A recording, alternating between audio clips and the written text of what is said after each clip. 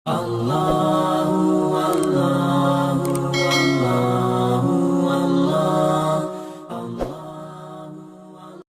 berbicara hukum, berarti saya mesti jelaskan turunan hukum. Ingat, bedakan ini ya, ada hukum dan sikap hukum, itu beda. Hukum dan sikap hukum. Kalau sikap hukum, itu pilihan seseorang untuk menentukan dan memilih hukuman yang sesuai. Tapi kalau hukum saja, itu berarti semua turunan hukum yang dipesankan oleh Al-Quran dan Sunnah. Misal, hukum tentang bismillah, itu bisa dibaca 4 cara dalam sholat. Seperti saya terangkan tadi malam. Bisa dijaharkan, disirkan, tidak dibaca sama sekali, atau dibaca rakaat pertama, selanjutnya tidak. Tapi sikap kita terhadap itu memilih salah satu. Itu sikapnya. Nah, kadang-kadang mohon maaf, kalau hukumnya sudah ada pilihan, tapi sikap hukumnya berbeda, sepanjang dalam kerangka hukum itu tidak perlu kita kemudian berselisih. Sepanjang dalam kerangka hukum yang sama. Karena kita tidak mungkin memaksakan seseorang selalu sama dengan kita. Kecuali kalau pada hukum yang sifatnya satu dalil, satu contoh, dan tidak ada sikap lain kecuali itu saja. Seperti saya terangkan dalam kesempatan tadi malam. Nah, sekarang tentang kunut. Kisahnya dimulai di saat Nabi SAW dalam fase dakwah, ya, di awal-awal masa Islam di Mekah, tiba-tiba kedatangan tamu dari distrik Bi'ur Ma'unah. Bi'ur Ma'unah agak banyak ini. Ya. Menyampaikan bahwa, ya Muhammad, ya Rasulullah, di tempat kami orang-orang yang masuk Islam. Semuanya masuk Islam. Awal masa dakwah, kedatangan informasi satu desa, bedol desa masuk Islam. Kira-kira senang atau tidak? Senangnya luar biasa. Maka mereka minta dikirimkan guru-guru untuk mengajar. Dikirimkanlah oleh Nabi SAW 70 orang penghafal Quran. 70 orang penghafal Quran. Di saat-saat masa awal-awal keislaman, tidak banyak penghafal Quran. Dikirimkan 70 orang ke sana. Singkat cerita, ketika beliau sedang menunaikan sholat, dalam riwayat disebutkan sholat subuh, yang lain mengatakan sholat maghrib, tiba-tiba turun malaikat Jibril menyampaikan bahwa orang-orang tadi yang datang kepada Muhammad, mereka menipu. Karena ternyata orang-orang itu ketika sampai di Bir Ma'unah semuanya dizalimi, bahkan dieksekusi dan syahid.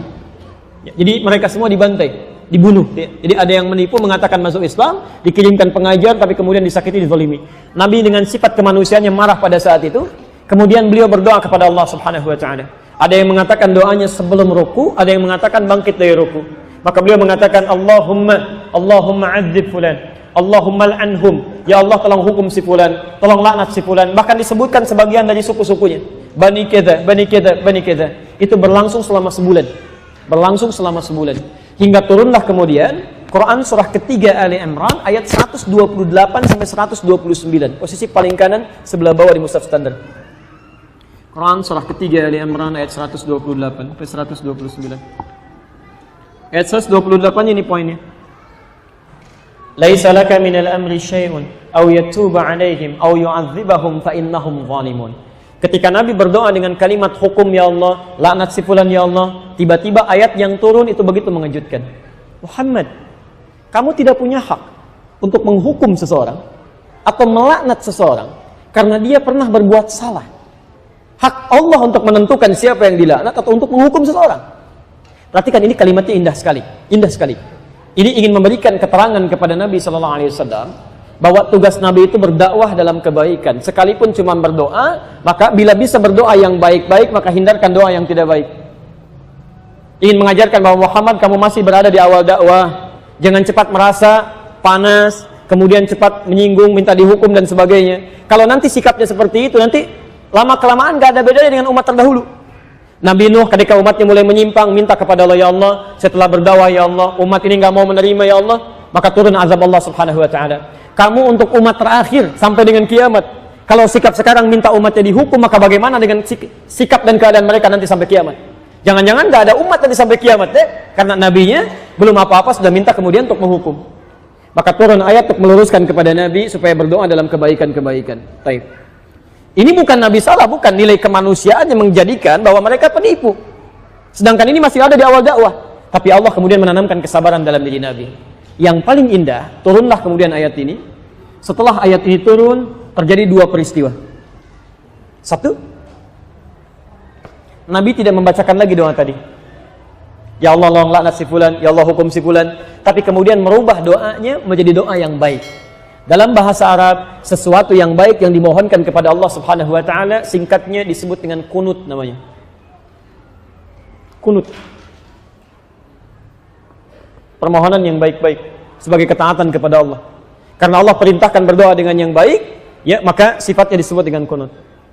Baik, maka peristiwa yang pertama, fokus, Nabi tidak membacakan doa itu lagi, lalu mengajarkan kepada cucunya Al-Hasan, kepada sebagian sahabatnya, doa yang terbaik sebagai pengganti doa yang ini. Apa doanya? Allahumma hadini fiman hadait, wa afini fiman afait, wa tawallani fiman tawallait, wa barik li fima atait, wa qini syarra ma qadait. Tidak pakai birahmatika ya. Tidak pakai birahmatika, tapi dalam hadisnya wa qini syarra ma qadait. Itu yang diajarkan oleh Nabi sallallahu alaihi wasallam. Maka kemudian ada yang meriwayatkan Nabi tidak pernah membacakan doa itu lagi, dicukupkan, ya, tapi kemudian sahabat mempraktikkan doa itu dalam salatnya. Ada yang menggunakan saat witir, ada yang menggunakan saat Ramadan, ya, di 10 malam terakhir, bahkan ada yang menggunakan dalam kesempatan salat subuhnya. Dan itu didiamkan oleh Nabi sallallahu alaihi wasallam. Bahkan ada sebagian mengatakan bahwa Nabi Muhammad sallallahu alaihi wasallam pernah menggunakan itu dalam salat subuh. Walaupun sebagian memandang riwayatnya lemah, ada yang mengatakan yang lain riwayatnya kuat. Dari sini, Bapak Ibu sekalian, karena Nabi sallallahu alaihi wasallam tidak mempraktikkan doa yang tidak baik tadi, kemudian mengajarkan doa yang baik ini, dan beliau mendiamkan sahabat yang mempraktikkan, tidak melarangnya, ya, maka disinilah kemudian para ulama melihat itu, lalu menyikapi dan mengambil kesimpulan dengan 3 kesimpulan. 3 kesimpulan. Karena Nabi tidak mengatakan langsung. Kalau Nabi mengatakan sudah nggak usah berdoa, selesai masalah. Kalau Nabi mengatakan berdoa ya, ini bagus, selesai masalah. Tapi Nabi mendiamkan di sini, dan sikap diamnya Nabi dalam implikasi hukum itu bisa menerangkan beberapa pilihan-pilihan hukum. Maka Imam Abu Hanifah mengatakan, karena Nabi sebelumnya tidak baca doa, dan setelah itu pun beliau tidak baca doa lagi, setelah turun ayat tadi, maka beliau menyimpulkan tidak ada doa kunut itu. Makanya saat subuh tidak perlu membaca doa kunut. Selesai. Imam Abu Hanifah. Imam Malik, Imam Syafi'i menyimpulkan, Nabi SAW baca doa. Doa ini diganti oleh Allah untuk yang baik-baik. Dan kemudian diajarkan oleh Nabi pada sahabat, sahabat membacakan, Nabi tidak melarang. Ini artinya itu pun dibenarkan kalau dibacakan.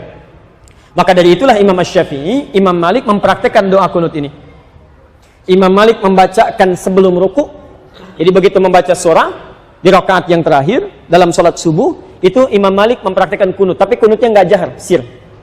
Makanya setelah baca surat agak lama, itu sedang baca kunut dalam subuh. Imam Syafi'i memilih riwayat yang setelah ruku. Ruku itidal, sami'allahu liman hamidah, Rabbana walakal hamd, lalu membacakan ini dalam subuhnya. Plus Imam Syafi'i, Allahumma hdini fiman hadait, dan seterusnya. Imam Ahmad bin Hanbal mengambil jalan tengah. Ini Nabi sebelumnya nggak berdoa. Ada peristiwa besar terjadi yang membutuhkan doa, kemudian Nabi berdoa dengan itu. Setelah itu Nabi tidak berdoa lagi. Ini artinya doa ini bisa dihadirkan dalam peristiwa-peristiwa yang menuntut doa itu disertakan oleh kita. Karena ketidakmampuan kita berada di sana. Peristiwa dahsyat besar yang meminta kita atau menuntut kita menghadirkan doa, itu dalam bahasa Arab disebut dengan nazilah. Nazilah. Maka dikenal dengan istilah kunut nazilah. Doa kunut yang dibacakan ketika terjadi peristiwa genting yang membutuhkan doa. Yang ada di Palestina, yang ada di Aleppo kemarin, yang ada di Syria dan sebagainya. Maka dikenal dengan istilah kunut nazilah. Tiga-tiganya disepakati oleh para ulama, baik di zaman itu sampai di zaman kini, ini ijtihad para ulama yang dibenarkan dan sah dilakukan ketika memilih satu di antara ketiganya. Karena Nabi memang memberi peluang yang sama untuk bisa mengerjakannya atau tidak sama sekali. Jadi, di masa bahkan Imam Syafi'i, beliau pernah berkunjung ke tempatnya Imam Abu Hanifah setelah beliau meninggal. Masya Allah Pak, Imam Syafi'i kunut, Abu Hanifah dan muridnya tidak. Begitu sampai ke tempat Imam Abu Hanifah, murid Imam Syafi'i mengatakan, ketika Imam Syafi'i diminta jadi imam, Syekh tafadhal, taumu bin nas, tusalli bin nas, Anda jadi imam. Murid Imam Syafi'i mengira Imam Syafi'i akan kunut. Mereka mengatakan pendapat kita akan unggul di sini. Tapi ternyata ketika sholat subuh, Imam Syafi'i tidak kunut. Tidak kunut. Apa kata muridnya setelah sholat? Syekh, lima lam taknut, kenapa Anda tidak kunut? Kata beliau, saya menghormati pendapatnya Imam Abu Hanifah yang berlaku di tempat ini. Masya Allah. Imam Syafi'i kunut, tapi ketika berkunjung di tempat yang tidak kunut, beliau tidak mempraktikkan kunut. Imam Ahmad bin Hanbal juga, Masya Allah, beliau kunutnya nazilah, tapi ketika beliau berada di tempat Imam Syafi'i, beliau kunutnya kunut seperti biasa, bukan nazilah lagi. Jadi di sini indah sekali. Para ulama soleh, hafal Quran, menulis kitab hadis, dekat dengan Allah, saling menghormati satu sama lain. Walaupun beda pendapat, tapi masih bisa minum teh sama-sama, tersenyum sama-sama, dan ada dalam kebaikan.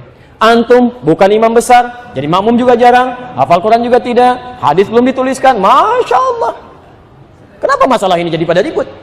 Yang kunut benar, yang tidak kunut benar, yang salah, yang tidak sholat subuh.